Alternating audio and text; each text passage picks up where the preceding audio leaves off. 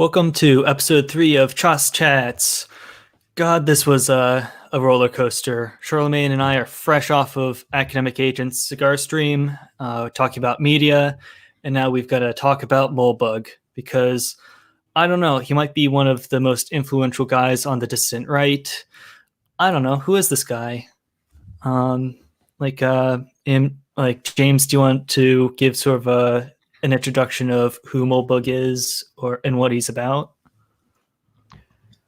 Yeah, I guess I can talk about him a little bit. He's I guess he came out of the libertarian tech scene in Silicon Valley back in like the late 2000s. He I guess best way to probably describe him would be a post-libertarian. He was he was Like, what do you mean, like post-libertarian? Are there any specific strains of libertarianism that influenced him, or is he just a kind of generic libertarian turned reactionary? No, he was pretty like really involved in the Mises school, from what I understand. He was like, you read a lot of his earlier posts. He posted a lot of stuff from like Mises.org, and a lot of the books that he pulled a lot of his ideas out of came from the darker corners of the Mises library.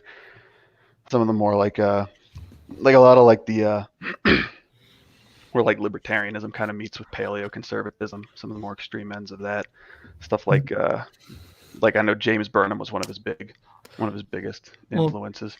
That's kind of strange because I've always heard in a lot of his essays he cites Rothbard and Mises, and then he goes on to cite morally he's influenced by the Romantics like Thomas Carlyle and sort of the proto neoconservatives like James Burnham. Yeah. I don't know. I think it's kind of strange, coming from Silicon Valley of all places. Yeah, he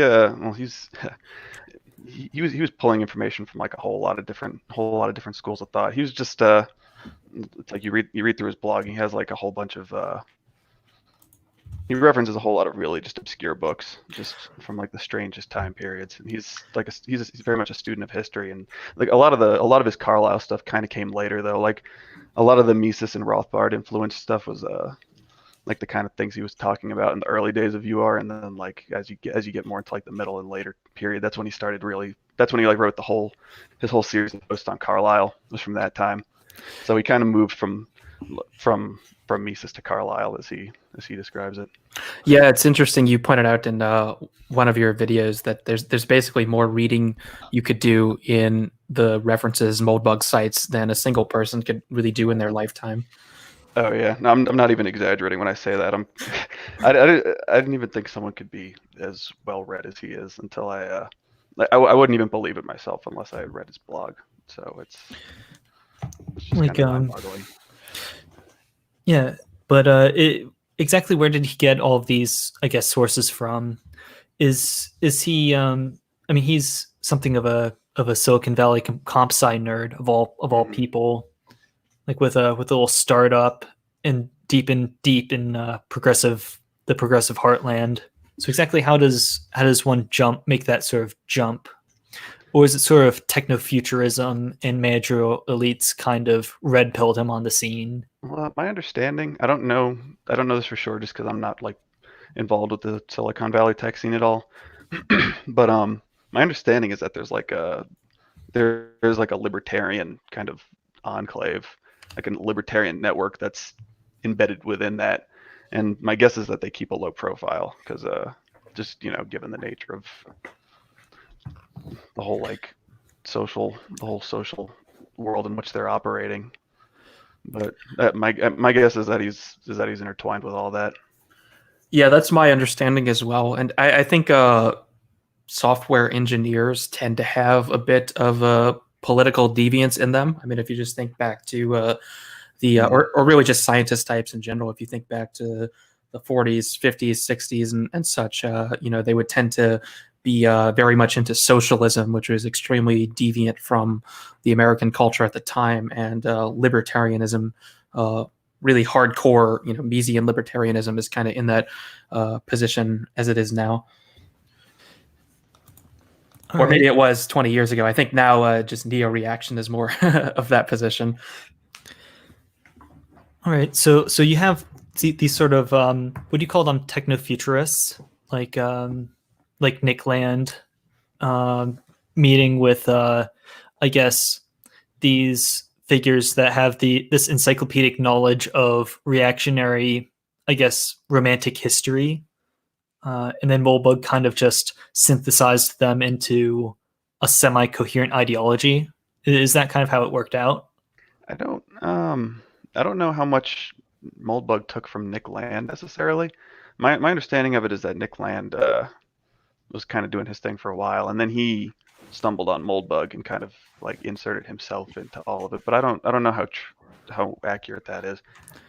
That was my impression as well from the little reading I've done of Land, and mostly that they were more or less independent and kind of converged into something that was called Neoreaction. And I don't think Moldbug himself is particularly a techno-futurist, especially in the same style that Land is, where he sort of views everything as ending up in a sort of gray goo situation, where technology just rules everything sort of automatically.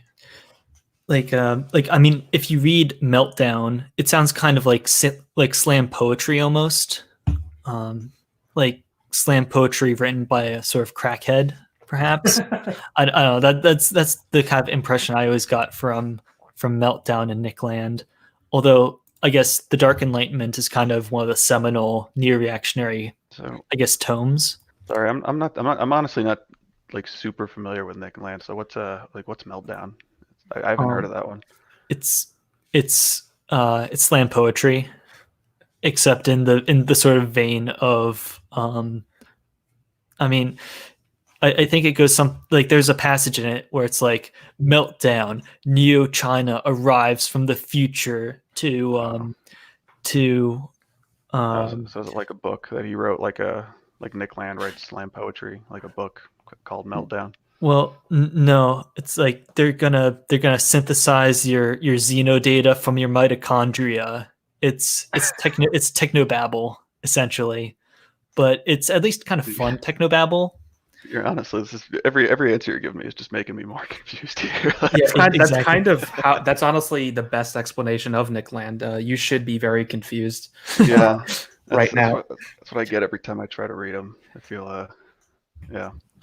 Yeah, even the Dark Enlightenment essay is laden with prose that can get kind of weird in some places. I haven't read much by him other than on his blog.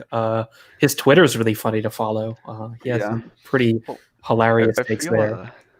I feel kind of bad just because like every once in a while he does post something that's actually like, comprehensible, and when he does, it's actually like really lucid and insightful, which is why I try to kind of keep tabs on him. But you gotta be picky when it comes to Nick Land. Yeah, I think the Landian influence on Neoreaction has kind of come and gone, and I think Moldbug is really the mainstay of what Neoreaction is now. There is sort of still that Landian contingent off to the sides, but I think it's almost more of a meme at this point than anything serious. Mm-hmm. I mean, if you want to kind of, I guess, tell exactly who the Neoreactionaries are and what sort of subsects are within the Neoreactionary canon, who are the biggest Neoreactionaries, and are they kind of divided along any sort of major party line or ideological lines? Like, I mean, we listed Moldbug and Land, but anyone else out there? Like I mentioned on the previous stream, you also have Spandrel, who's I've done videos on in the past and recently with Bioleninism, Eves, and there are a few other bloggers who were around at the time. I can't remember their names at this point. I know Michael Anisimov was another big name. Yes, he was less of an idea. Like he didn't come up with so many ideas. He was more of like an archivist almost, kind of a. Just like he was more of like a data collector. Like because I read through some of his blog, I think he used to run more right, which it's been down for a couple of years, but you can still find some of those web pages in the archives. And I've looked kind of through it, and from what it sounds like, it looks like he was doing most of like the trying to gather like statistics and studies and stuff that kind of support the neo-reactionary point of view. Yeah, and there are a couple of websites that archive massive amounts of articles and links for you to go read from all manner of sources. There are a lot of minor figures in Neoreaction all contributing to this canon, but I think if you only read Moldbug, you would probably still have about 90% of the core ideas of Neoreaction. It's not a one-man movement, but it is, at least in the way we understand it now, 10 or more years later, it's very much a Moldbugian to its core. Well, that's as I was going through unqualified reservations, that's actually kind of the impression I got, is because I'd read a bunch of different neo-reactionary stuff before I got into like really got into Moldbug, and as I was going through unqualified reservations, I realized that pretty much everything that's talked about in the neo-reactionary world, like Moldbug touched on it first, because you can at least see like you can at least see kind of like the genesis of like where certain ideas came from from different posts that Moldbug did. Could you boost your mic volume, James? Like someone says you're a little bit low. I mean, you sound fine on my end, but you're a little low, I would say. Yeah.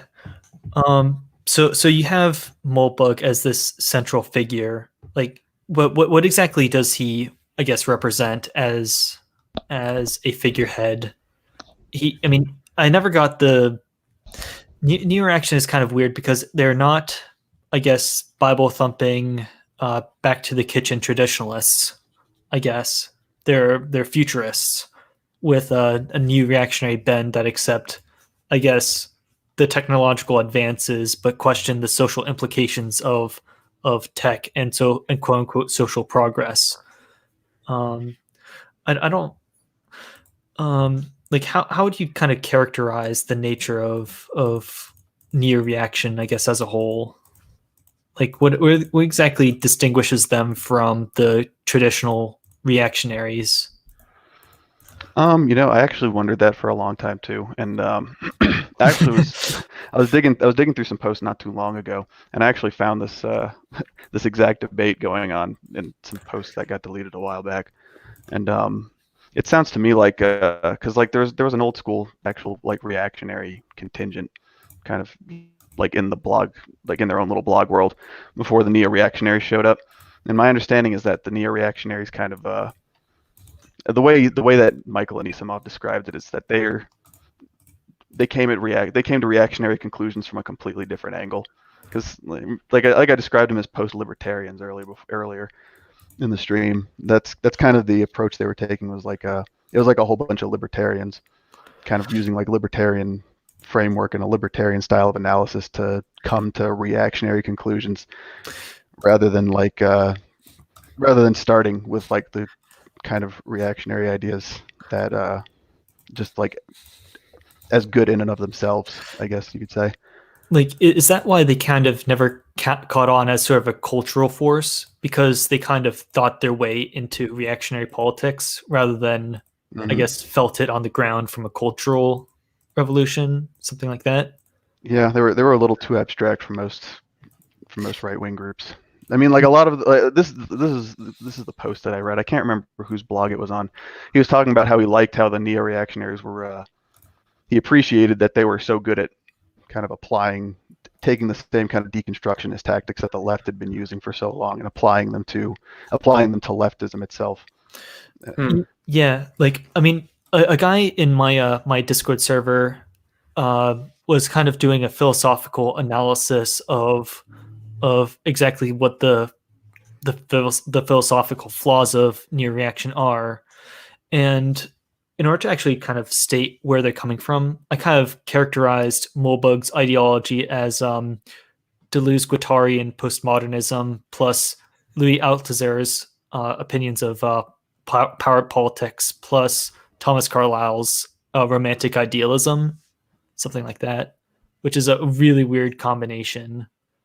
And then I characterized like Nick Land's philosophy as Baudrillard's postmodernism plus cocaine plus fascist futurism. I don't know. It made sense when I like wrote it out. Well, I think that's probably the most sensible way to sum up Nick Land in 5 words or less. But yeah, the deconstructionist aspect is really at the core of Moldbug. He does a really good job of applying these tactics to the whole cultural framework that America is built on in a very comprehensive way, or really the whole modern world order is built on. He goes all the way back to the very genesis of the United States and basically deconstructs it at every level. And I think the series he's currently working on, the Clear Pill, is very much in this Moldbugian tradition of breaking down narratives into their core components and then examining each of the components in this really detailed and you might say autistic way as a means of really understanding what you're looking at. It's kind of hard to see a narrative, I suppose, especially when you're living in the narrative. But Moldbug has tools to take them apart, even while living among them, and provide a genuine sort of objective analysis of what's actually happening with them. I mean, I think that's fair enough. Like Deleuze and Guattari were interested in their seminal work on capitalism and schizophrenia.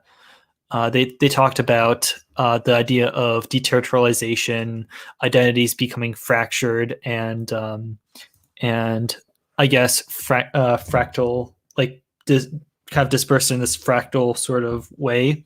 And then you had Baudrillard, who notoriously said, like, you're gonna, like, the heat death of the universe is going to happen before real socialism comes into being. I don't know.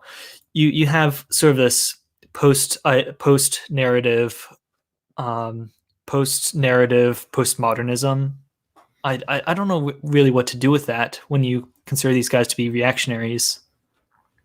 Well, a lot of what Moldbug focused on, even though, like, if it wasn't directly, something that kind of worked its way into like all of his ideas, was an analysis of power, and kind of how power affects everything in the political sphere. Yeah, like I'm not really too familiar with Louis Althusser's writings, but I keep on hearing that Moldbug got a ton of influence from his power politics. Like, are either of you like familiar with Althusser, or am I just giving like a Wikipedia who cited who kind of dab into this? Why don't you explain a little bit? I mean, I only know Althusser as sort of constructing the precursor of the Cathedral in his power politics. I think he called it like the reigning state ideal, the reigning truth apparatus, or something like that. I know that Moldbug lifted a lot of his concept of the cathedral from the concepts of the cathedral behind it, plus adding sort of the Protestant ethos and history of the cathedral and how it developed. So I just see Moldbug as Althusser 2.0. I don't remember. I don't know if I've ever heard him bring. I've never heard of Althusser. I don't know if I ever remember him bringing that up. I know a lot of his like his analysis of power and like a lot of the ideas he has on the cathedral. They came from On Power by Bertrand de Juvenel. That's a book that gets brought up a lot with like the neo-absolutist school, like reactionary future, and like the generative anthropology guys. They all kind of use that book as their starting point as well. And I'm pretty sure that was as far as I know, that was kind of the basis of a lot of Moldbug's ideas about just the metaphysics of power, I guess is how I've heard it described. The way that power kind of fuels the cathedral. The comparison to Althusser is interesting. I'm looking at his Wikipedia page, and he also comes from a radical background, like Moldbug. Althusser being a Marxist, which is sort of the radical ideology of his time, and libertarianism or post-libertarianism being that of Moldbug's time. So it kind of makes sense that these two guys who think alike would both belong to something that's viewed as radical by the culture they live in. Yeah, like it's kind of weird that like I just found it really odd that that what academic agent who's in the chat calls the boomer truth regime has had its kind of iterations throughout, I guess, radical philosophical circles. I guess it's strange, but power analysis is power analysis, no matter if a leftist does it or not. The explanation of the cathedral as well has been done by a lot of people. I just finished reading this book by Burnham, the same Burnham that wrote the Machiavellian. It's called The Web of Subversion, and it's basically an explanation of how the proto-cathedral was formed, I suppose, in terms of in the 30s, 40s, and 50s, actual communists infiltrating government agencies and also working their way into the universities in some ways, and setting up this clandestine decentralized network, which is literally what actually grew into the modern cathedral, which is interesting because this thing that we call the cathedral, the original purpose of it was a literal agent of the Soviet Union in order to benefit the Soviet Union's international interests.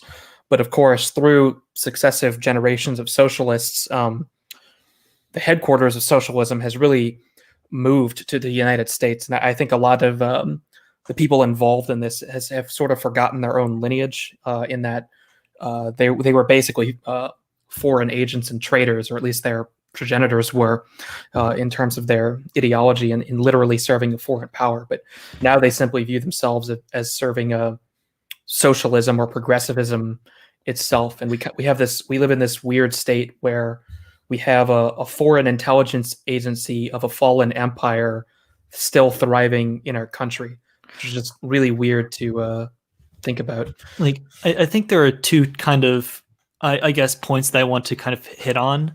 There's first the kind of proto-cathedral that FDR set up in his brain trust, which is the bureaucracy.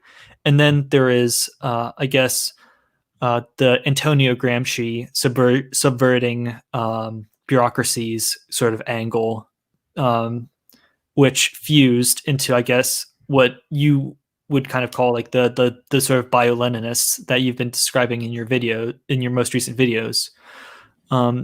I guess it's weird that you had the bio-Leninists in the United States and the Leninists in the USSR. I guess who is the satellite and who is the puppet master? Like Moldbug suggested that I guess the useful idiots in the United States are actually the sort of puppet masters behind the USSR. I think Moldbug made that point. I think I'm just starting to talk out of my ass. No, that I see what you're saying there. Burnham obviously would have had the perspective that the Soviet Union was its own independently acting agent that was exerting influence on the United States, and Moldbug basically says the opposite in his Red Empire, Blue Empire analysis, where the Soviet Union is basically ideologically propped up by the power of the United States because it needs the Soviet Union to exist for its own purposes. I don't. That gets a little conspiratorial for me. It probably goes both ways to some extent. I probably lean more towards the older style of thinking on this. It's hard for me to view the Soviet Union, especially during the Stalin era, and in any way being controlled by the United States. I definitely at some point the core of socialism moved out of Russia and into the United States, and it occurred while the Soviet Union still existed. Well, actually, like later on in his blog, Moldbug actually does cite some books that kind of show the relationship between America and the Soviet Union and like its earlier in the era like right after World War I, right when the Soviet Union was kind of getting off the ground, and before the world kind of knew about all the terrible things that were actually going on there. And then he sees like around I guess think it was around the 30s or 40s. The way that Moldbug describes it is that he talked about like the New York Times, for instance, tacitly supporting Lenin and all of these, I guess, left-wing communist sympathetic journos backing, like at least intellectually, the experimentalism and bold revolutionary sort of ethos of the Soviet Union, something like that. I don't think it was that. I remember there's one post specifically where he cites a journal from someone who was in FDR's brain trust. I can't remember the guy's name, but he cites a journal, and the guy talks about a meeting that he went to go have with the Soviets. It was right around the time that the Soviet Union was really starting to kind of get off the ground, and he details in the journal entry, the guy details like the meeting that he had with Stalin, and it sounds like they had like a really nice relationship going on, and that's I can't remember the exact events and the way it all plays out. I only kind of briefly read through the post. It was pretty long, but well, it's kind of like I remember who is whose useful idiot, I guess. In terms of actual power politics, I mean, it's hard to argue that the Soviets had this, I guess, massive global empire and global ambitions, and then you had these I guess, academic types who do not. They're just kind of ideologically possessed in the sort of memetic sense. I guess the way that Moldbug kind of describes it is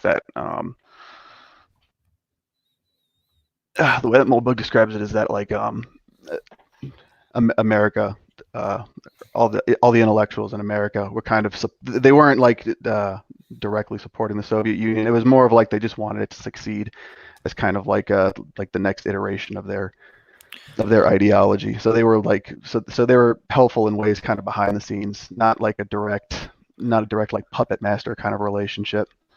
I mean, I guess we should kind of get into, like, instead of kind of having this open dialogue, we should more just kind of get into the more hard ideas of Moldbug, specifically the Cathedral and its history in, I guess, the Anglo legal world. Like, do either of you want to kind of give a synopsis of what Moldbug kind of nails as the origins of the Cathedral, or?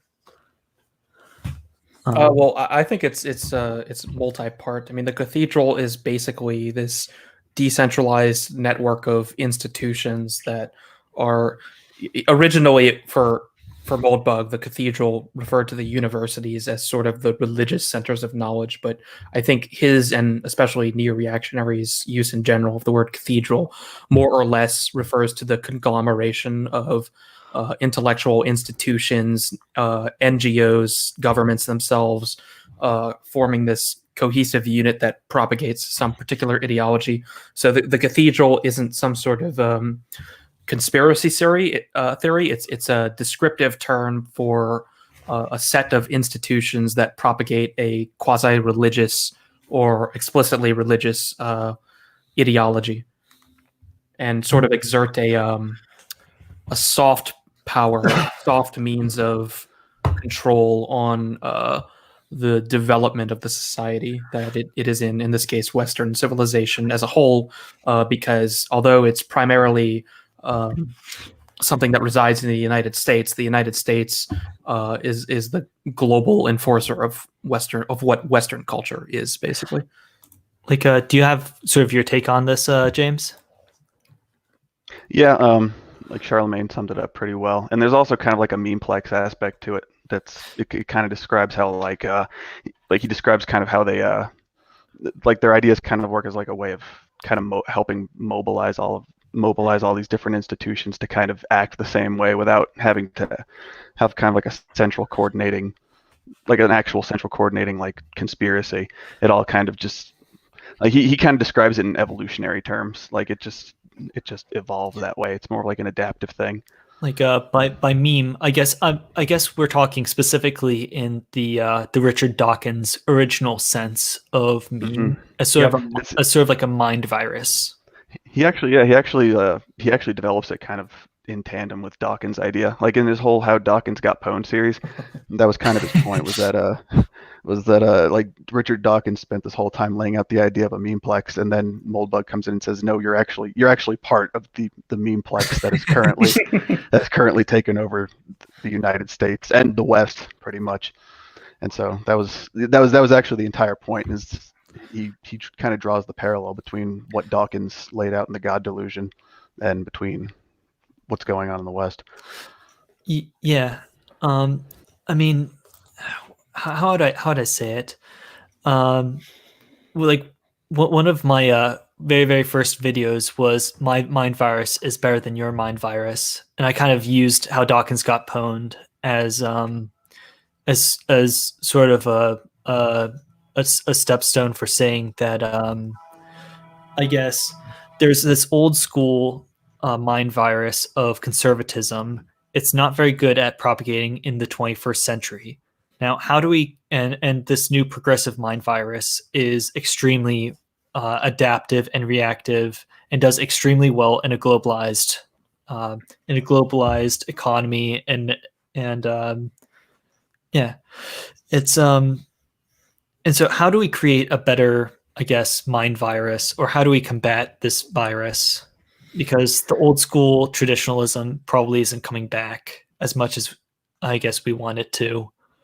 We're not going back to The thing is, I guess because Moldbug wrote his whole thing against Dawkins back in like 2007 or 2008, and I mean obviously a lot has happened since then, and I think like everything that kind of happened in the wake of the 2016 election, like the meme war and all that kind of, I think that at least points in the right direction of something that serves as like a right-wing memeplex, being able to kind of use memes to like literal memes to spread all these right-wing ideas through social media and everything, and kind of it kind of served the same purpose of mobilizing the entire right wing to kind of come and support Trump, or at least like be against everyone who was against Trump at the time. Yeah, I mean, something that I've kind of gotten out of, I guess, NRX is the fact that the right, like specifically the dissident right, alt-right types, are extremely good at, or they've adopted essentially anarchistic culture jamming tactics through memes on the internet in the 21st century. I mean, someone would say that the most potent meme of all is progressivism, because the SJWs have effectively captured just about every bureaucratic institution and HR department in the West. But online, we've got these memes, which are, I don't know what to do with those. Well, it's interesting too how we do actually have a proper memeplex going on the right now, especially in the YouTube and Discord areas. I have noticed this phenomenon, especially in the last year or so, as communities have built and have started interlocking with each other in a lot of ways. You know, we just talked about this coming out of the last stream, how you have the libertarian and nationalist and Christian side of things. And I noticed that an idea will come up, and if it's a really good idea, it'll sort of propagate throughout all these communities, and sort of everyone will be doing maybe a video on it, or talk about it on a stream in some way, in terms of everybody being meaning someone in that community will talk about that idea. And sometimes all three communities will sort of cohere towards agreeing on some central point, or sort of generating the same idea simultaneously. And I think that's part of the memetic process happening. So I feel like continually engaging with each other like we're doing now, and getting ideas on the table and sort of letting them propagate throughout the community is how we go about countering the Cathedral. Basically just using our own memeplex to cause the same generative process on our side to construct something in a pseudo-biological sense. Like my big concern is that, I guess, as shown with the ascendance of meme lord president and I guess the ascendance of meme lord president Donald Trump, how much have memes actually contributed to IRL politics and real life organization? Because in terms of actual polling numbers, it doesn't actually seem to have that much of an impact. But if you look at the culture and what people are talking about, it's everything. It's everything. Like, I mean, if you look at essentially the suburban massacre of 2018, Trump is poison to the voters, but online he's our I mean, like in real life, he is political cancer, electoral cancer, especially in the suburbs. And he's not necessarily the most reactionary policymaker of anyone out there, but as far as the culture war is concerned, he's a damn good. What would Moldbug say with the two types of people who oppose the cathedral? You either go like directly against it, or you only partially go against it. Yeah, there's the class 1 and class 2 politician, and Trump is the class 2, like a Reagan or Thatcher, who's opposed to the cathedral on specific points, but won't outright oppose it entirely. I think he may have placed Enoch Powell in the class 1 position, and they tend to not do so very well because simply opposing the cathedral directly basically gets you crushed, but then opposing it only partially gets you sort of integrated into the system and neutralized that way, which is basically what's happening to Trump.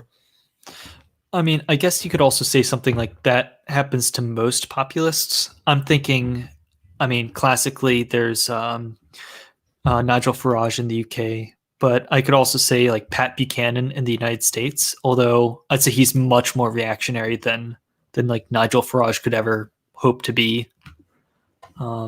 Yeah, definitely. So, I mean, we can always hope for. I think Distributist called him the like the cyber Reagan type figure to come, like a Trump that fully breaks with the cathedral.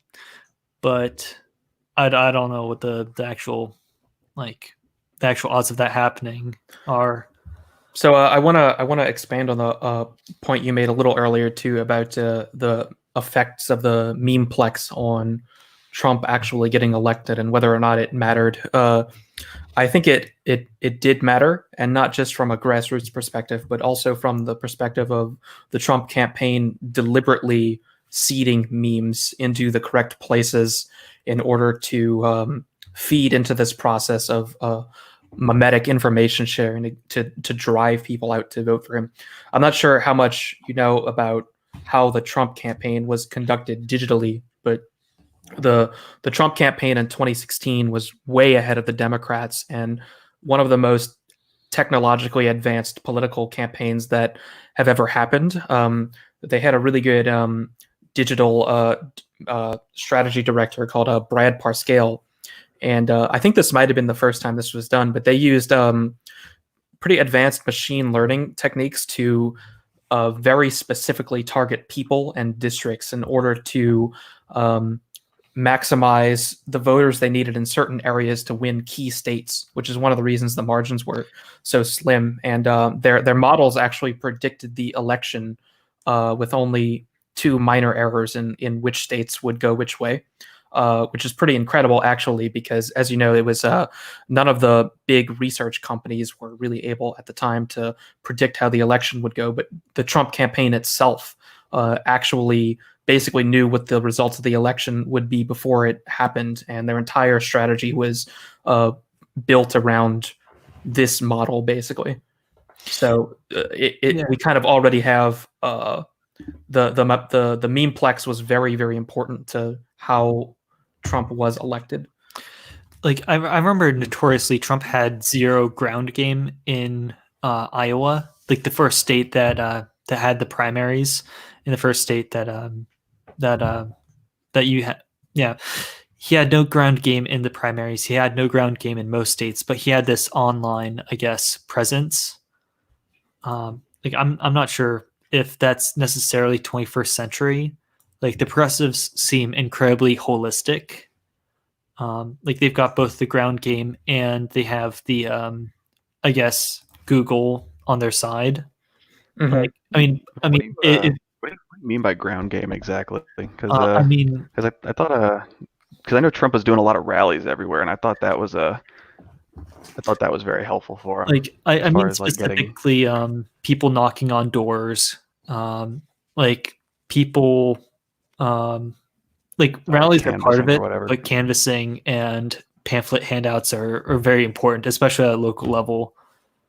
But I guess the fact that Trump owned the conversation on social media also like was very, very important in terms of like memetics. Yeah, that's basically how they won the campaign is memetics on Facebook, especially. Yeah, but that's like it's very, very boomer, I guess, Facebook. Of course, but most the boomers boomers vote. were critical to the election, right? And, Yeah. and what the boomers saw on Facebook was very specifically regionally targeted to them individually, which is the advanced nature of the Trump campaign that the Democrats didn't have the mechanisms to bring to bear in 2016. Yeah, I mean, fair enough. Is there anything we can talk about how sort of Moldbug and NRX relates to, I guess, counter cathedral memetics? Like you also have the concept of the anti-versity. If either of you guys want to kind of explain what that concept is.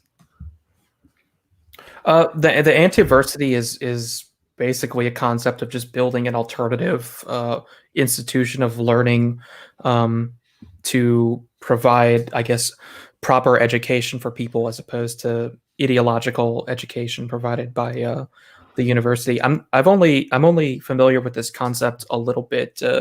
I'm not sure if he's used it more in his other blogs. Maybe Anamnesis knows No, about that. he only really brought it up at the end of the general intro, and I mean he kind of the thing about Moldbug is he'll come up with an idea and give it like a whole fancy name, and then he'll discard the whole thing, and then come up with like the same idea and give it another name.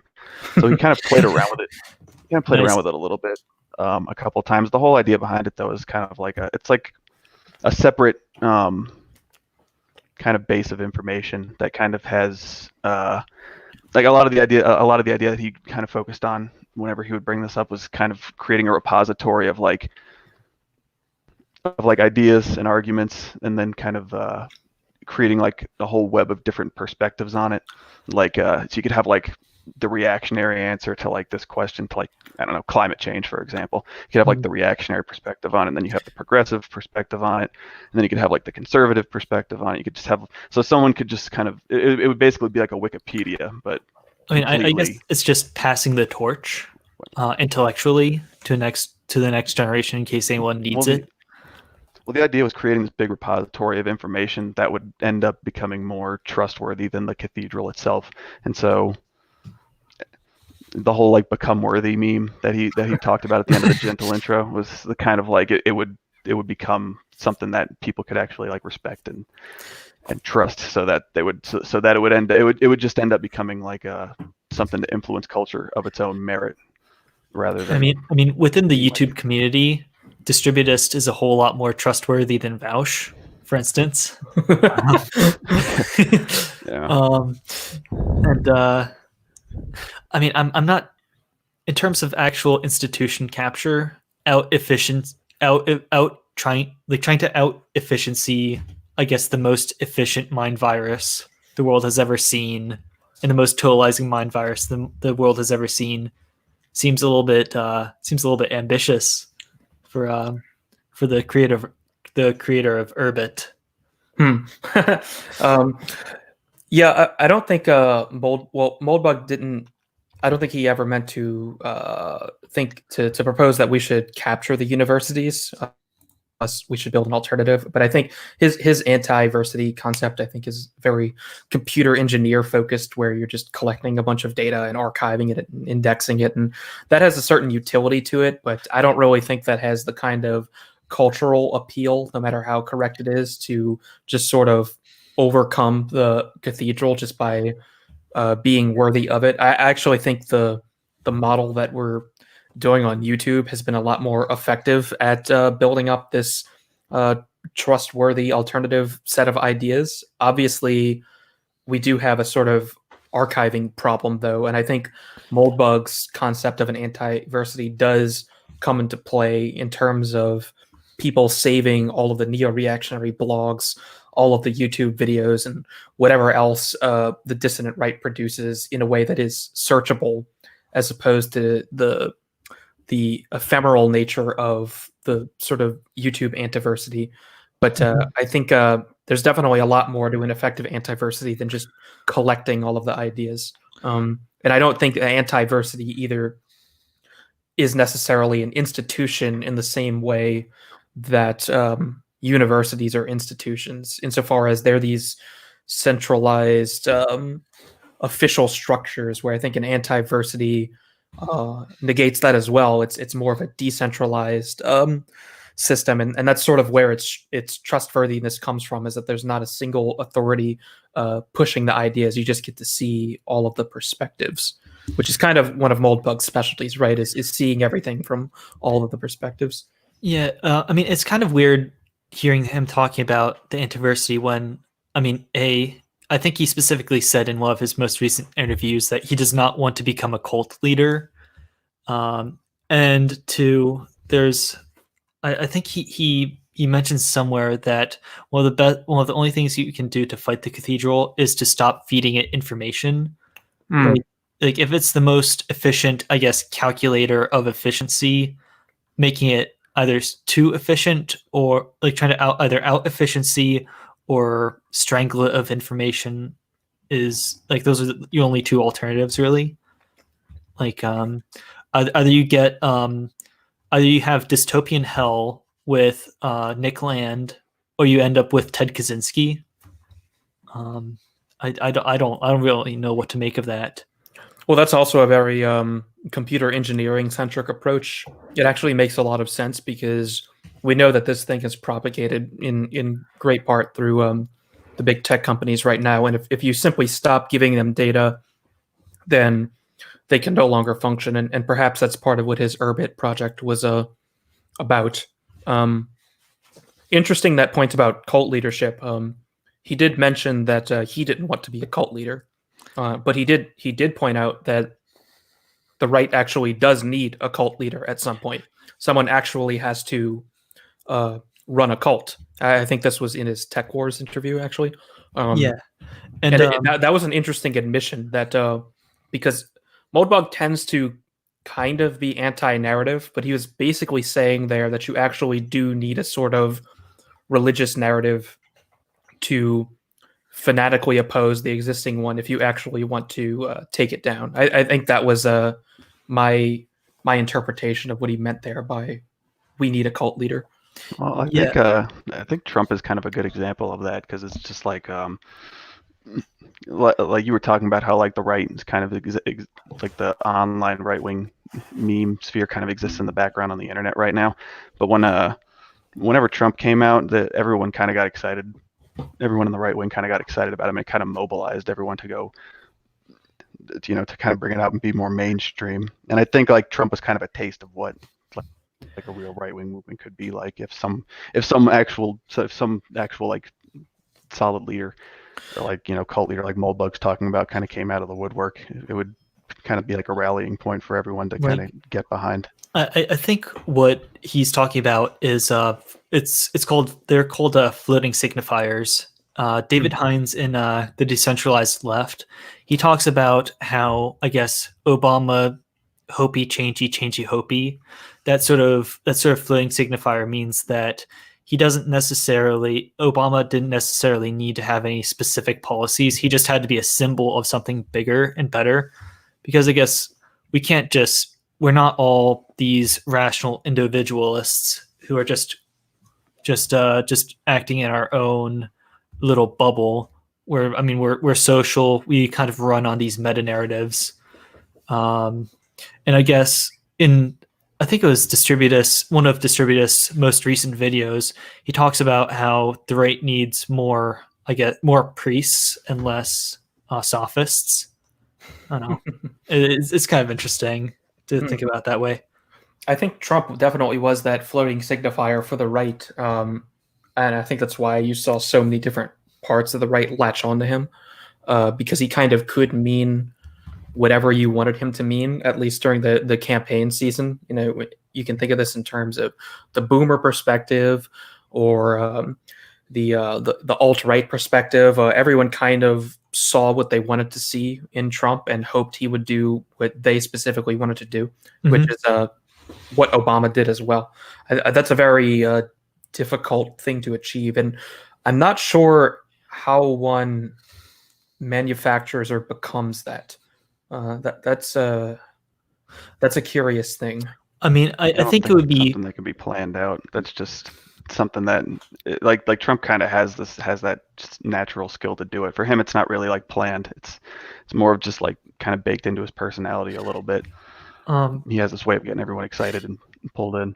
Yeah, I mean, I don't know about you guys, but I've gone to like 4 different Trump rallies, and each one of them, like he usually has like a script, like a prompter in front of him, where he kind of just like glibly like reads off of it.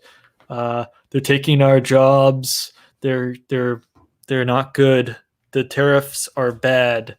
And then he like kind of looks at the audience and then is like, but you know, Mike Bloomberg, let me tell you about this midget. And then he just goes off on a tangent and everybody screams and yells and hollers.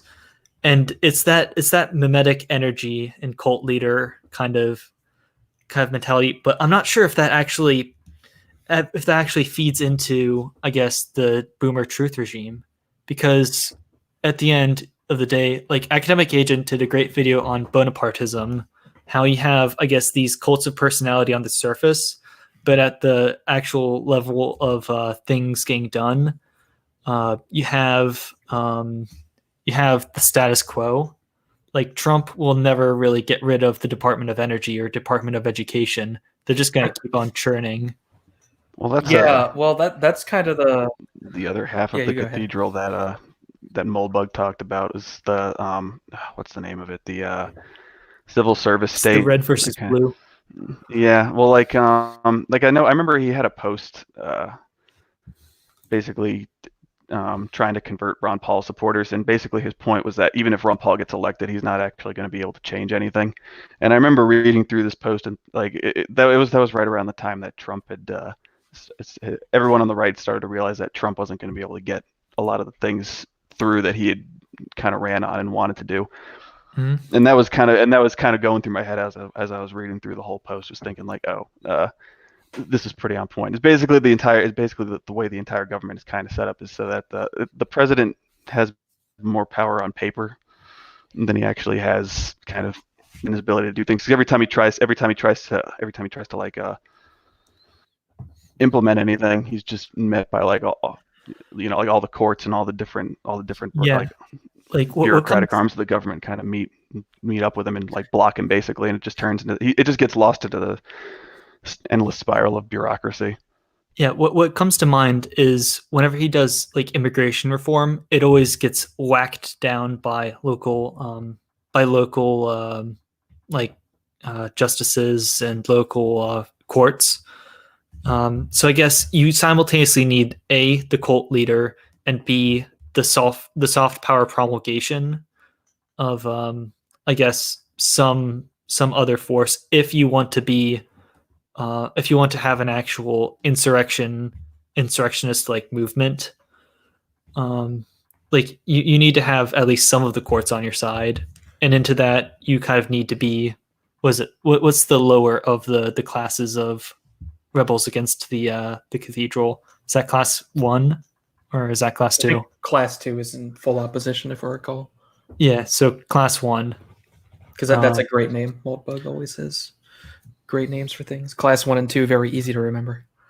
I mean, there's also just red and blue government, which I mean, I guess we can get into that now. Like, what exactly is the red and blue government? I mean, Charlemagne, you did a couple great videos on these concepts. Thanks for the upgrade there from good to great. So red and blue government are basically the conception of there being sort of 2 different competing governments in the system, and this competition more or less serves the ends of the cathedral, because it sort of presents this this false conflict going on that you can feed your energies into. And it basically comes down to the red government is more or less the Pentagon and the overseas military forces of the United States, and the military empire of the United States, pretty much. And then the blue government is basically everything else: the universities, the civil service, the NGOs, even the technology companies now, and the blue government basically controls everything. And the extension of this is the red and blue empire.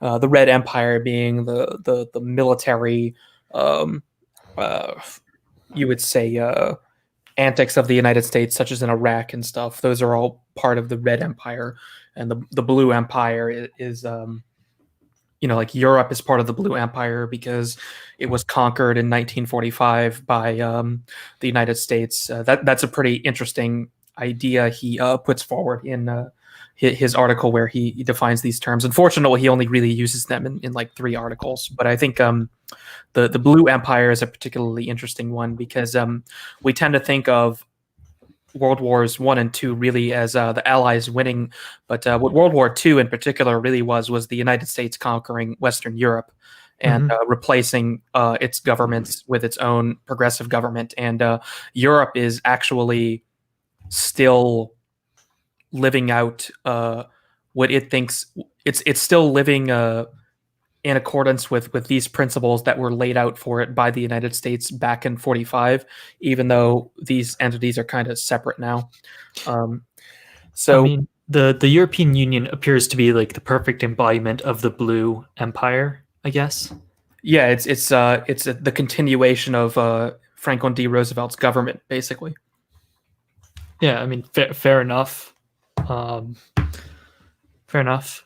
James, do you have any thoughts on the blue, red versus blue? No, I don't really have anything to contribute on top of what Charlemagne said. Yeah, no, They're not Alright. very expansive concepts. Moldbug only really touches on them that one time and then kind of passes on like he does so often Yeah. with these terms. Well, he kind of outlines them to show like the whole like conflict between the two of them is kind of what fuels a lot of it's what fuels a lot of the whole like crazy Partisan politics politics. that kind of goes on. Yeah, exactly. That Yeah. goes on in the West. So he kind of just outlines them just kind of to show who the two teams are. Yeah, I mean, fair enough. Are there any ideas that he definitely does really hammer home or like clarify? I guess specifically talks about. I mean, there's Patchwork and the brilliant idea of bringing back the HRE. But Patchwork is kind of just the libertarian wet dream, really. I think he wrote that. He wrote that just so libertarians could have some sort of conception of a state that wouldn't be too offensive to them, because obviously he's trying to appeal to libertarians in some sense. He wants to take them along with him into his post-libertarian phase. So he sets up a state that's very amenable to their interests. Well, he's also very like pro decentralization, so that's kind of like the whole idea behind Patchwork is everyone can kind of go off in their own little enclaves and do their own little thing and run their state kind of their own way.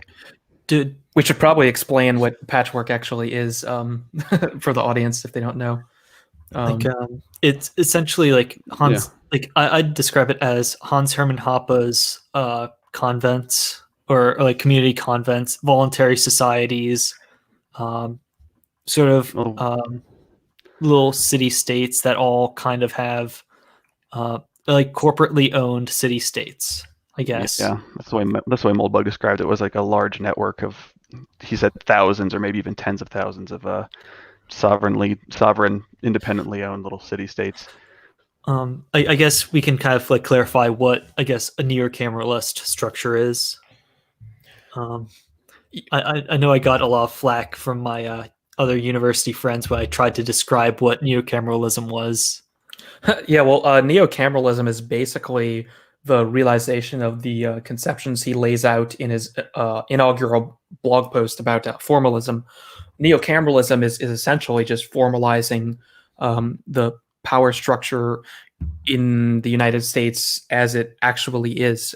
So basically, you would just figure out who's actually got the reins of power and give them shares in the government, and then you would essentially be on your way. And the government would basically just be a big company, and of course the shares would be dollars, and whoever has dollars would have shares in the U.S. Gov corporation, and it would be run by a CEO who could be fired by a board of directors, and obviously the board with their controlling share would have full power to determine whatever's done with the country, and whoever happens to have the majority stake in the company government decides what it does, basically. And if things aren't going well, the CEO can be fired and that sort of thing, but otherwise is imbued with the power to make whatever decisions they see fit that are in line with the interests of the company/country.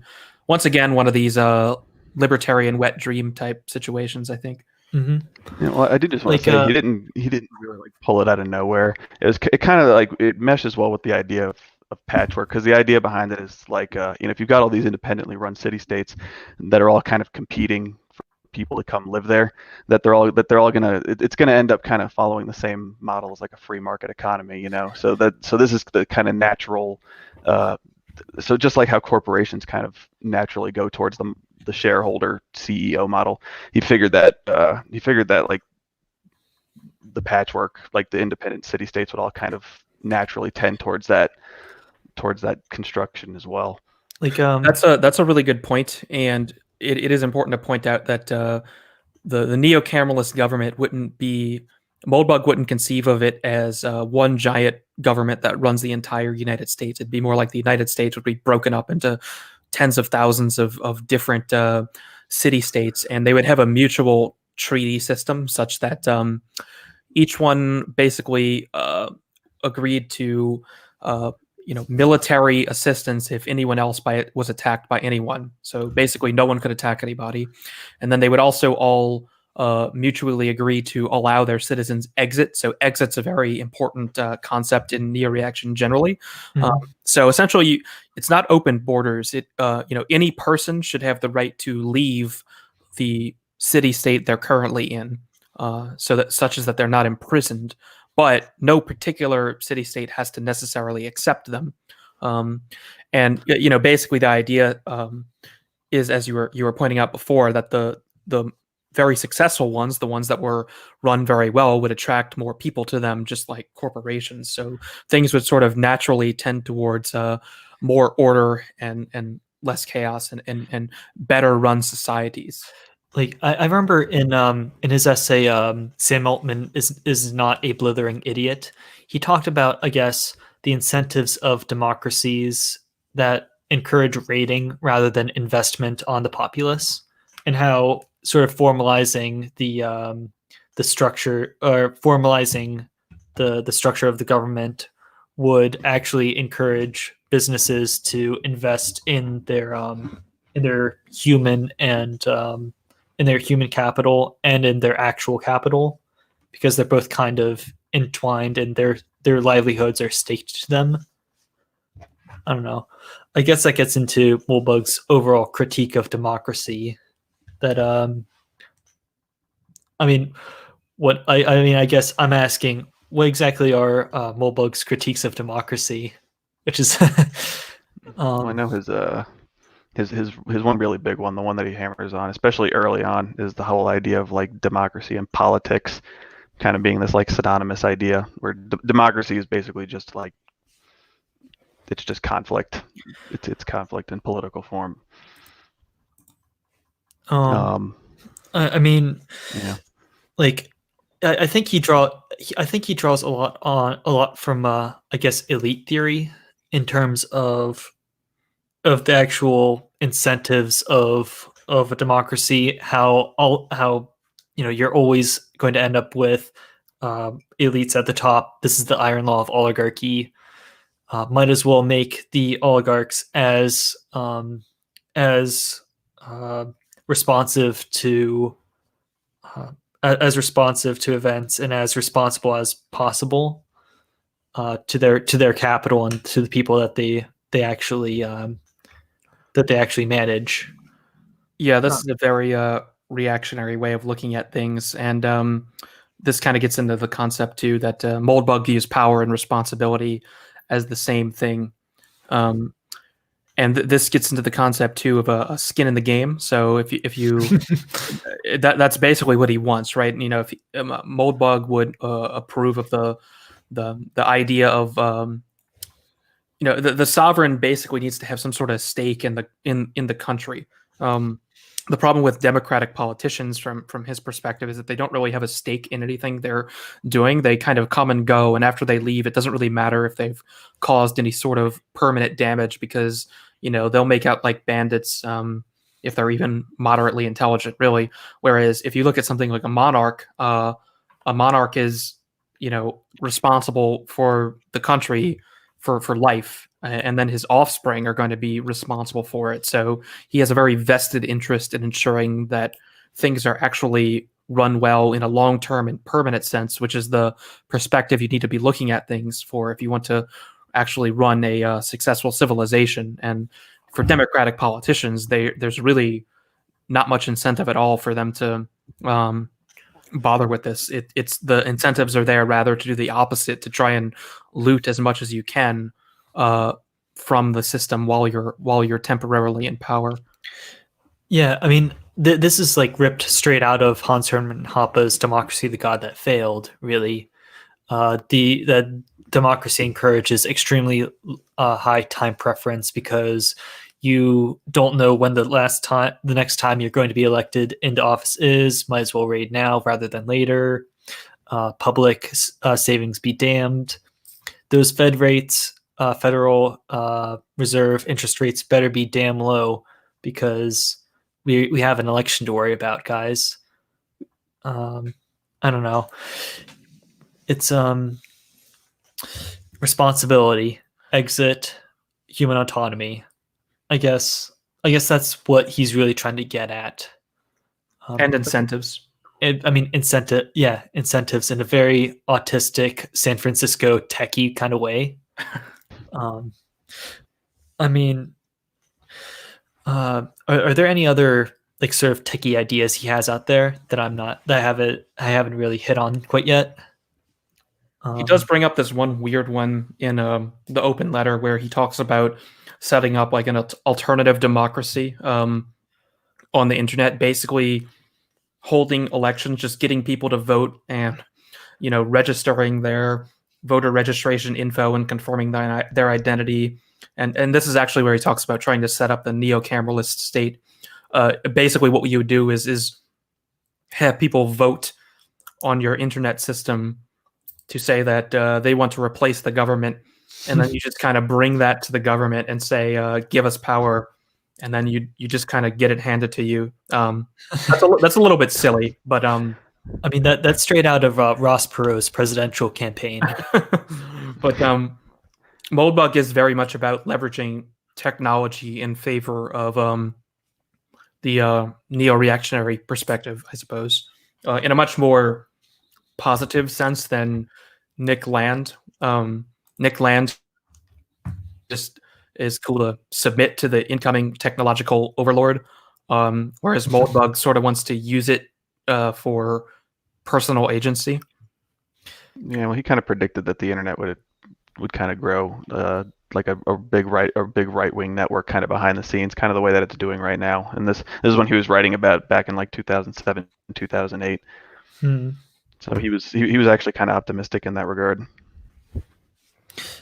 What kind of like predictions did he actually make? Like, I know he said something along the lines of presidents will eventually have to emulate TV personalities more and more in one of his more recent blog posts. But are there any other big predictions that he's made? He did predict that Bitcoin was going to fail. Which, I do remember that one definitely did not come true.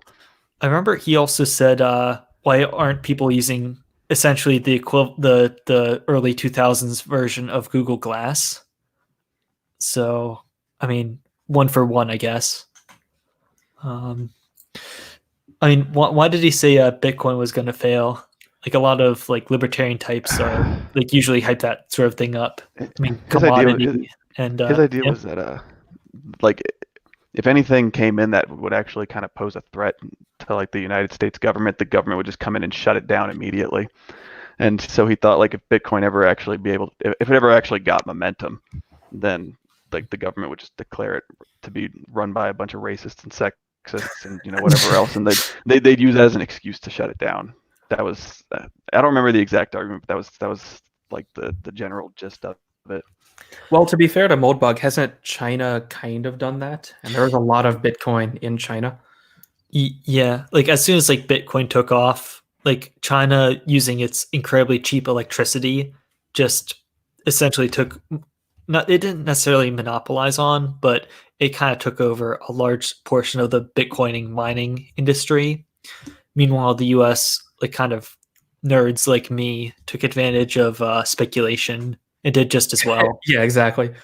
The thing you have to recognize long term, though, of course, is that mining is the same thing as transacting, and therein sort of lies the problem with China having too much computing power in the blockchain.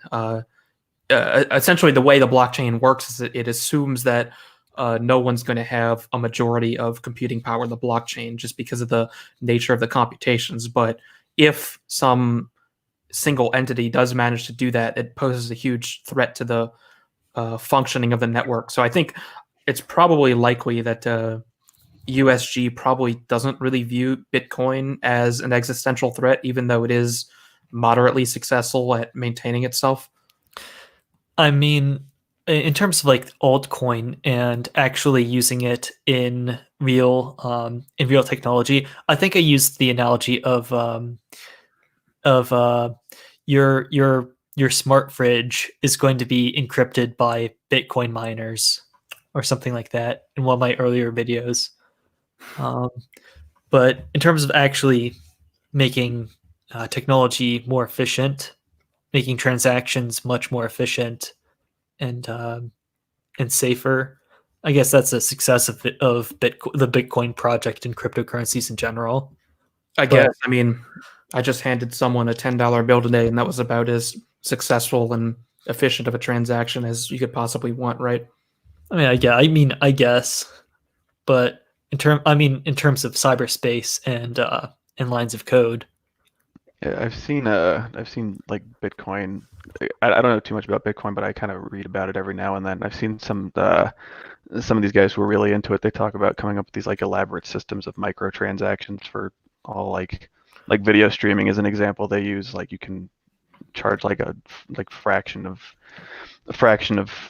a Bitcoin for like however long you want to stream a video. It's like all this crazy stuff. I think one of the things people don't realize about Bitcoin is that it's essentially a really it's a complicated database that has very high data integrity, particularly in terms of preserving the history of things that happened. And it has a very limited use case in any realistic terms. Like Bitcoin, the blockchain technology isn't really very useful. There aren't really many. It's kind of a solution looking for a problem to solve, and there aren't really any pressing problems in the technology space right now that need to be solved by Bitcoin. That's kind of the other side of it. There's sort of the currency side of it, and then there's the actual technology side of it. And while blockchain is really cool from like a tech nerd perspective, it's incredibly it's extremely not niche to companies. Like most companies, there's no use you could even fathom for blockchain. It's just completely unnecessary because very few programming requirements require you to have the level of decentralized data confirmation and integrity that blockchain provides. Right? There's just no reason to do that. Like most companies sort of go on a central source of truth model, and that's perfectly fine, right? Like Twitter doesn't need to be a blockchain, for example, because Mm. Twitter can have the database of tweets, and there's no reason for anyone else to need to have a say in what that is. Well, I think the real big selling point for it is that it's decentralized. So in theory, no one's really in charge of it. It's kind of its own separate ecosystem. So I mean, and I think that's why it appeals for to now, like the functionally, techno-libertarian types. but like, Yeah, that's why I said in theory, it's Yeah. not like that, but It definitely is that, and has uses there. It's just like there are very few actually legitimate uses of decentralized technology like that. Because, or I should say, useful uses. It's very difficult to figure out what kind of application you would even want to build on blockchain, because what it provides is so completely unnecessary for most database structures. So speaking of implementation, how exactly could, I guess, Mencius Moldbug's ideas be implemented in real life? Or at least how could we, I guess, spread the or like proselytize the tomes of Mencius Moldbug? I my mean, understanding is that there's this a lot is of a people who've been decent working on that enough. problem for. My understanding is that there's a lot of people who've been working on that problem for the past 10 years or so, and I don't know. I guess the best answers really kind of come out of the neo-absolutists talking about the patron theory of politics and trying to basically the idea is to find elites who are sympathetic to right-wing causes and getting them on our side, so to speak, and fighting for our behalf. Since the whole like reactionary idea, the whole neo-reactionary idea is that elites are the ones who are kind of running the show. And like much like how like there's no real like grassroots left-wing movements, they're all kind of funded by like billionaires. They're all funded by people who have interest in all these left-wing groups actually succeeding. The whole idea is finding billionaires to fund right-wing movements. So by that you mean like going to parties with Peter Thiel? yeah, I have no idea. I mean, it's like, oh, all right. Well, someone said George Soros. I don't think he'd be interested. I mean, if we just, I think that is a pretty good strategy, and you don't really need many of these people. I mean, if you just had one right-wing billionaire buy a sovereign island, that would be incredibly useful in of itself, right? The billionaires can provide us with infrastructure as well for technology, and it could even exist outside of the jurisdiction of the United States on said island. Money can do a lot of things, and the left has that in spades, and we don't really have any right now, at least not in the open. Well, I don't think it's impossible, because I heard, and this is just like total hearsay. I don't know for a fact, but I've heard that there were some financial interests who were very interested in the alt-right when it kind of got off the ground, right when the Trump presidency, the whole 2016 election thing started. And my understanding is that once Charlottesville happened, that kind of scared them all off.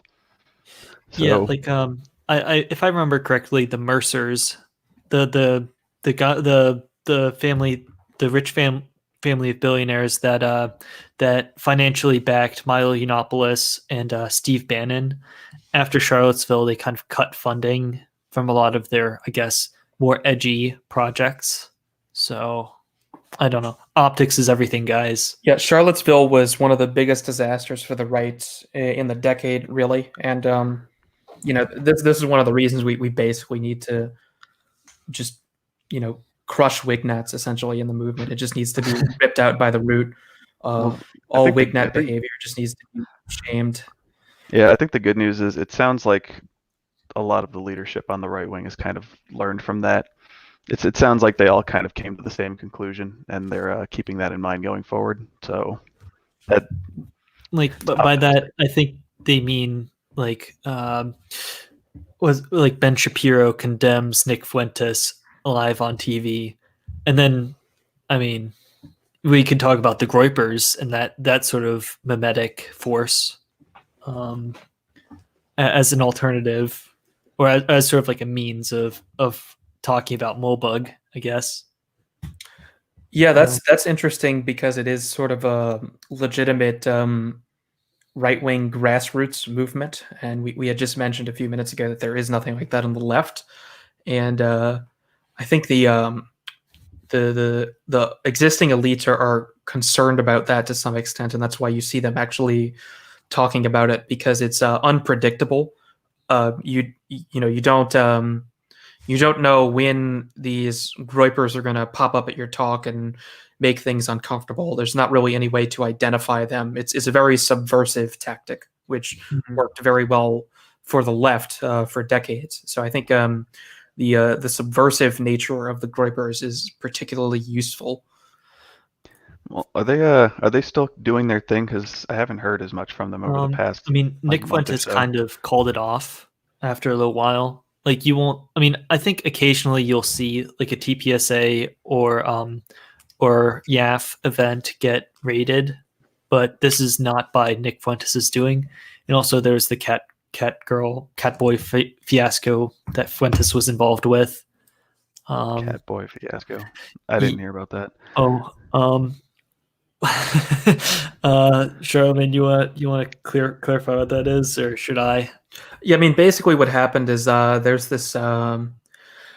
basically this homosexual furry who streams on YouTube, and he basically propagates right-wing ideas, as far as I understand, on his channel. So he sort of has the appearance of a left-wing degenerate, but is kind of a reactionary.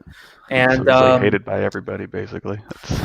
So Fuentes lives in Chicago, and this guy was in Chicago once, and they did like a stream on his channel where they kind of just hung out, and they drove around and went to a few arcades, and it was streamed on the furry guy's channel, Lolly Socks, that was his name.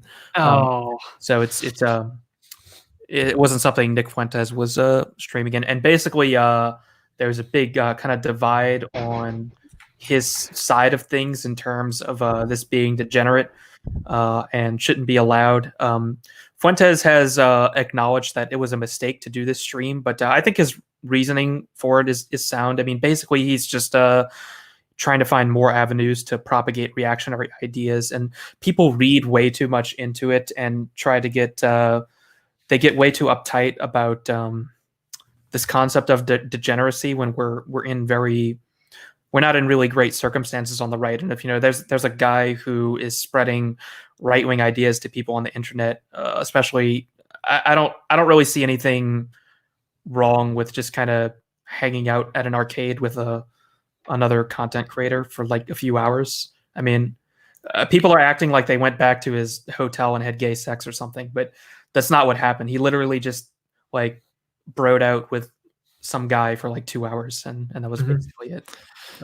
So it was this, one of the problems that happens on the right is people kind of get this fanaticism in them about policing what they perceive as degenerate behavior, which obviously has its uses, but we have to kind of realize that we can't purity spiral ourselves like the alt-right did, and it's not like Nick Fuentes actually did anything, right? It would be totally different if he was caught like making out with this dude or something, but that's not what happened. But people kind of acted like that's what happened, and that was kind of disappointing. I mean, I can see, I guess, these figures like Nick Fuentes being, I guess, sort of the future of online discourse. Like, I remember in Distributist video on the eras of YouTube, this era is kind of a free-for-all, not necessarily defined by like atheism or anti-SJWism, but more, I guess, a crisis of meaning where, I guess, ContraPoints and Jordan Peterson are the moralistic voices of each side. I think in the future you will end up with someone like Fuentes coming into. I mean, I can see someone like Fuentes being the future of reactionary politics, the same way I guess Tucker Carlson is the canary in the coal mine for the future of television conservatives. That definitely could be the case. Yeah. And Fuentes I is actually. interesting in of himself, just because he doesn't really participate in the community, I guess, in the same sense that we do, where people like Morgoth, Woods, Academic Agent, Distributus, us. There's a lot of mixing of streams and ideas and stuff, but Fuentes kind of doesn't really do streams with people or really talk to a lot of people directly, and I find that kind of interesting. How he kind of does this solo routine essentially, and I'm not Well, he used criticizing to. that either. He does do streams with people now. No, I mean, like, he used to do it a lot more. I remember back in like 2016, he was on streams a whole lot more back then. I think he just, like, now that he has his own following, he doesn't really have to. Like Yeah. I'm pretty sure Academic Agent was actually on a stream with him like ages ago. Yeah, it's weird. It was before he went big. I mean, he's still streaming from his parents' basement, but I don't know. All right, so to get back onto the topic of Moldbug and implementation, Yeah. exactly what are, like, I'm kind of curious what, I guess, the main ideas that like, what are Moldbug's main ideas that should be propagated? Is it, I guess, the red pills and democracy is a mistake. We need to embrace memetics. Is that sort of the key lesson of Moldbug? I think his key lesson is the deconstruction to the narratives we live in. It's much less Moldbug. I think is more of a negation of the existing narratives than something positive in the sense of building something new. The ideas are definitely in there for how you would go about constructing a new society, but I think his most important points are how he deconstructs the existing Western narrative, particularly since 1945. And I think just spreading, I think literally just spreading the open letter in whatever form we can, basically, is probably one of the most effective ways of getting the ideas out there. Like, I thought part of the whole point of James's channel was to get people away from the open letter and to teach teach about more essays. That's kind of that's kind of what I'm working on right now. That's why I don't really have like a good straight answer for you. Is I'm kind of going back through the whole backlog now and trying to sift out like what seem like the important ideas, and I guess I'm gonna see how it plays out and see what catches on and see what people like. So I think what you're doing has more relevance and use to us as a community, because there's the perspective of what do we do to spread these ideas in our community, and then there's what do we do to spread these ideas to the greater world. And I think in so far as spreading to the greater world goes, what we really want to do is just get elites to notice these things, and they just kind of need to notice the concept of Neoreaction, which mainly comes in the form of the open letter. If you can just get someone, like I saw Billy Mitchell, I think, tweeting about NRX the other day, and it came up on a stream between Stefan Molyneux and Sargon. People were super chatting. If you could get someone like Tucker Carlson to mention or to read or think about Moldbug, that's what we need to have happen. We need to figure out how to get these ideas just to a few of the right elites to start putting things in motion. That would be good for us, and maybe that's getting billionaires, right?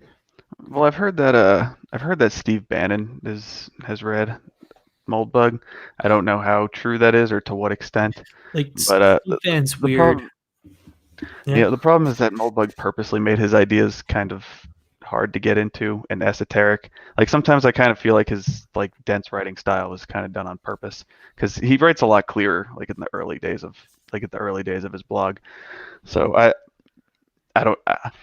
really don't, I guess what I'm saying is I don't really know how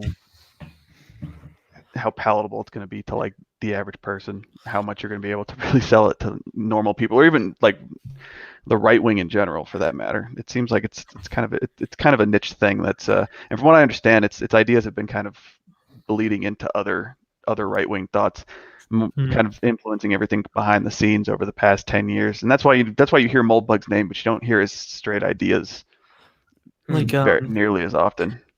Like there are a couple like things in there. Like I know Charlemagne, you specifically asked who was it, Ben Shapiro, what he thought of the Dark Enlightenment on Dave Rubin.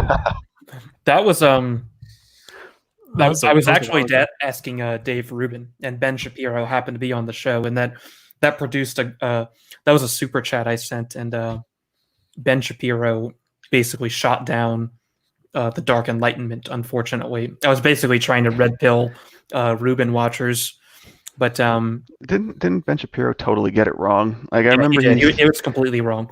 I remember listening to his answer, and he was like, "Oh, I'm sympathetic with like the counter Enlightenment stuff," but that was like the extent of his answer. I don't remember. I watched it a couple weeks ago.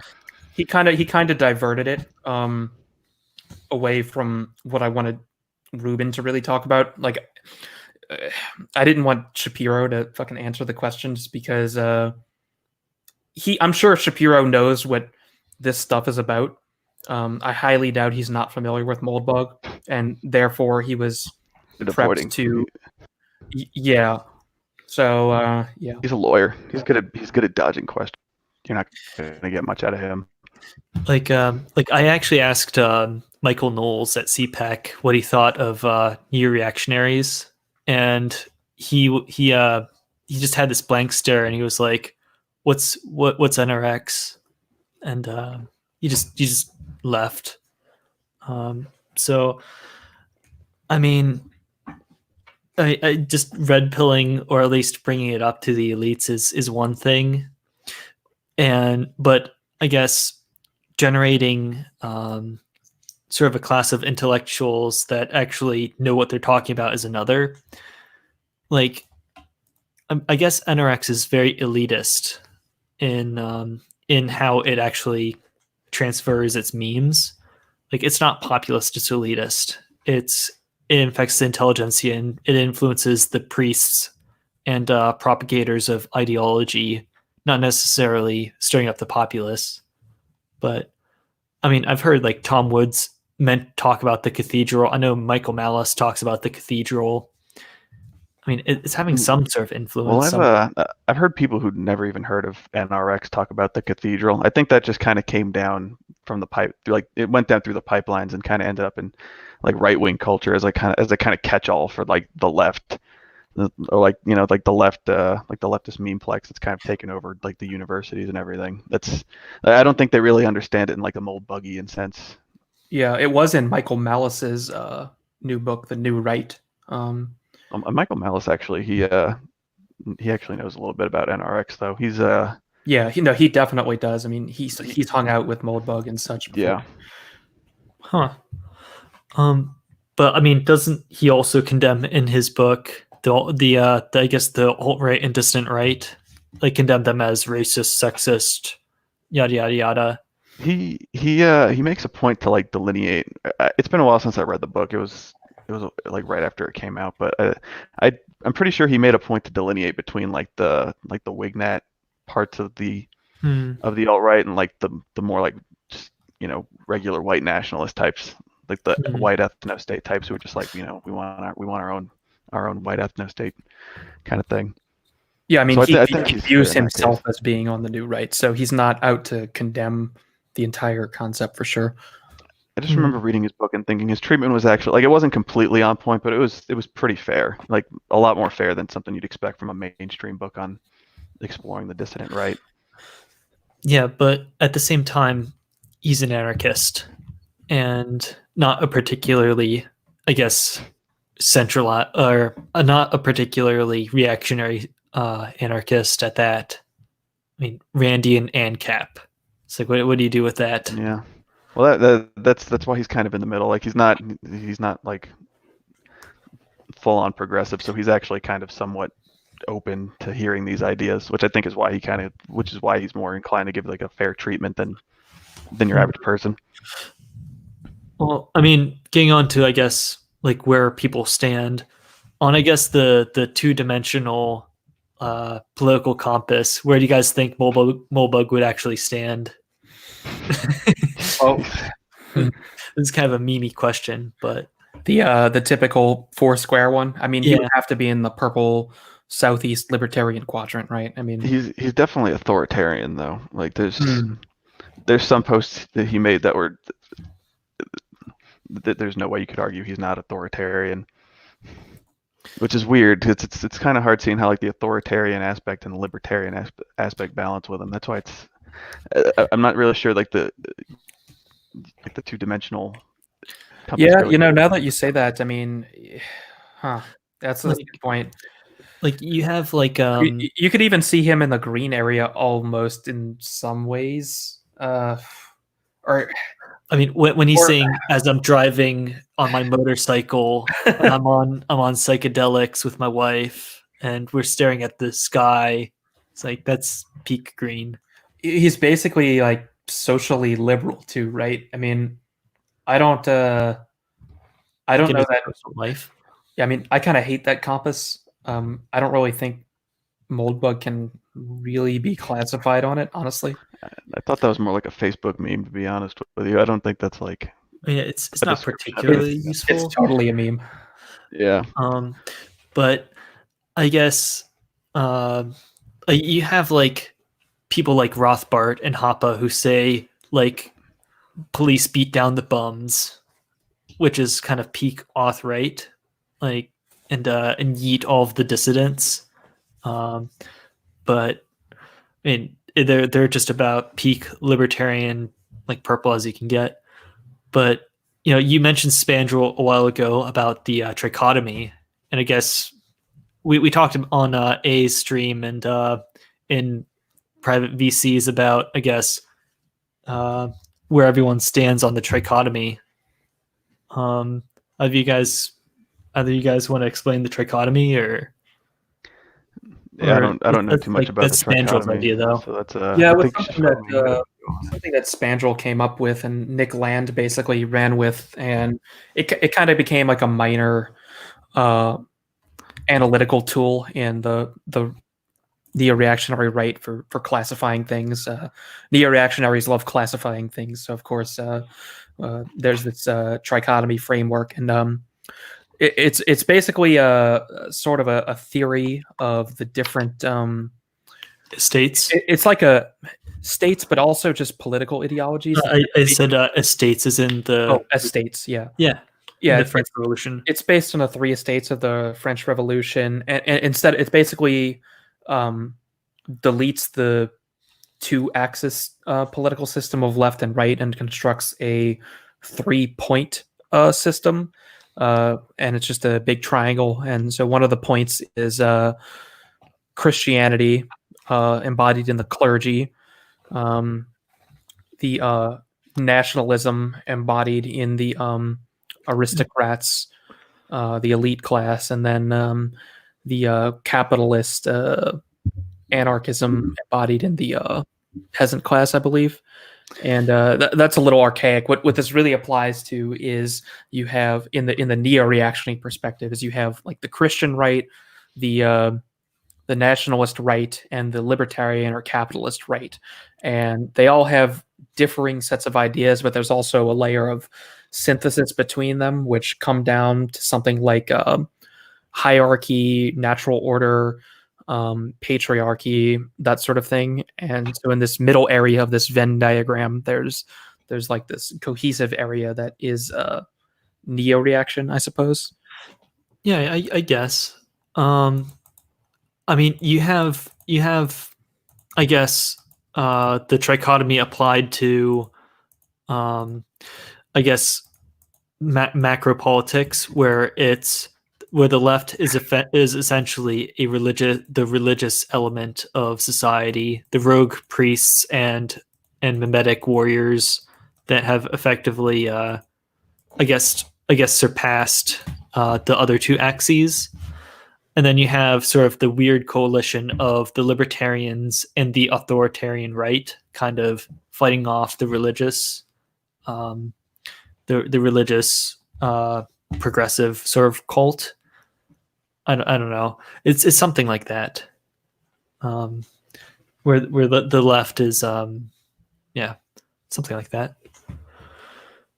All right. Well, this stream's been going on for a while.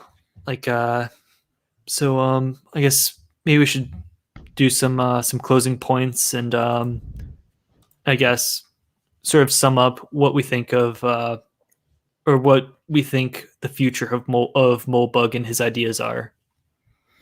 I think for my part, I kind of view Moldbug and Neoreaction as more or less frozen in time. I suppose it's something that happened on the right and happened in the mid 2000s to early 2010s and kind of ended as an intellectual way of thinking. Although Moldbug is kind of resurrecting it now, so maybe there's a little bit more life in Neoreaction, but it does kind of feel like he's reiterating a lot of points he's already made. And I think the future of Neoreaction isn't so much the continued intellectual development of it, and more so the implementation of it, which we kind of got at in the stream. And I don't really think anyone has the answers to that, but I would see the future of it as an implementation problem.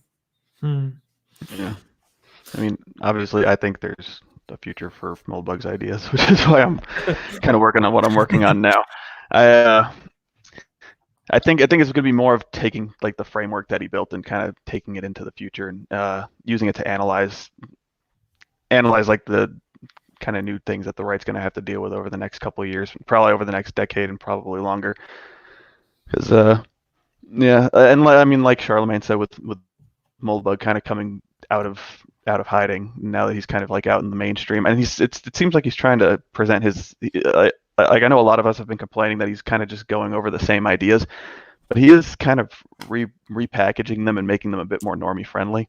Like I actually remember the distributist bringing this up, was talking about how when Curtis Yarvin started writing those articles for whoever, the American Mind, I think it is. Yeah. I know when he started writing those articles, like they're the kind of articles that you could send to like your friends and family and be like, oh, hey, this is an interesting political article. Like, check this out. Like, I would never like send my parents or, my family or anything like a post from Unqualified Reservations. It's not the kind of thing that's very accessible to most people. So I think with Moldbug's trying to make his ideas a bit more palatable, and I think there's still room for his ideas kind of in a new context going forward. I mean, fair enough. Like, I see, I guess, Moldbug and his legacy kind of being that of James Burnham's The Machiavellians, except for this, I guess, internet age, where The Machiavellians is sort of this archaic tome it's this very esoteric, very inaccessible thing that eventually went on to inspire, I guess, the modern day neoconservative movement. And it had this massive impact well after it was written. Well, I think that's actually like a good comparison, because I think like The Machiavellians is, even though it's an old book, it's pretty timeless in the application of its ideas. Like I think you could read it in the year 2020 and still get a very good understanding of politics, of how politics works from reading it, And I think Moldbug kind of fills the same void. Like a lot of the specific things he talks about were all events going on in like 2007 to 2012, like that window, which seems like forever ago. But like his style of analysis is it's like James Burnham's. It's kind of timeless in the sense that you can, like, things haven't changed under the hood as much. Yeah, like I just read that Burnham book, Web of Subversion, and it basically applied to what's going on today exactly, except you just shift the frame of analysis from communists to the modern progressives. Yeah. And I think there is a lot of utility in Moldbug reframing his ideas in a more mainstream friendly way, so that it's more easily digestible to people, and also just reframing things in the sort of post-Trump, post-Brexit Mhm. world. A lot has changed, and plus there's a lot more activity on that side of the right now than there was back when he was originally writing these things. Yeah. So to kind of wrap up the show, I think yes, we all agree that Moldbug has provided a very useful analysis for us to build on and language to use. Like I believe that this sort of mentality and this sort of way of the mentality of Neoreaction, and I guess and I guess the lingo of Neoreaction, it will be very, very resonant in the future. The Cathedral will stick around. Bioleninism, hopefully it will catch on. Charlemagne, your videos on bioleninism have definitely brought this big new word into I guess the mainstream. Like no one knew about it, I guess in our circles until you published about it, which is why I guess I just want to say Moldbug is love, Moldbug is life. All right, thanks for watching.